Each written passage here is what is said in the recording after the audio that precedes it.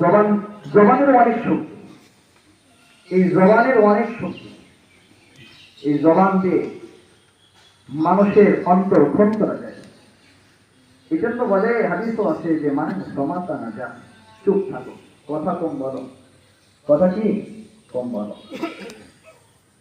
এই জবানকে পয়গম্বর হিফাজত করতে বলছেন। বেহুদা কথা, ফাহিশা কথা, খারাপ কথা কম বলতে বলছেন। কি বলবে জবান দিয়ে? জবান দিয়ে বেশি বেশি আস্তাগফিরুল্লাহ বলো, বেশি বেশি আস্তাগফিরুল্লাহ বলো। আর একটা জিনিস হলো, আমার মসজিদের ইমাম সাহেবরা যদি আসে তাহলে সামনে চলে আসেন।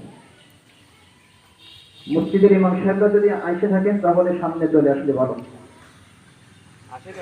আসে নাই? তো এক নম্বরে কি বলে? জবানকে হিফাজত করো। দ্বিতীয় নম্বর, তোমার লজ্জা স্থানকে হিফাজত করো। যদি এই দুইটি জিনিসকে হিফাজত করতে পারি, রাসূলের কথা কি, ওই ব্যক্তির জান্নাতের জিম্মাদারি আমি নবী নিয়ে নিলাম। এই জন্য জবানে ফাহিশা কথা না।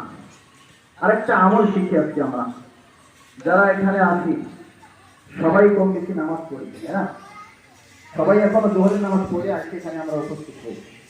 তো রাসূলের ছোট্ট একটা হাদিস, মান তামাসসাকা বিসুন্নতি ইনদা ফাসাদি উম্মতি ফালাহু আজরুন মিআতি শাহীদ। সত্য থেকে সুন্নাতকে যদি কোনো উম্মত আঁকড়ে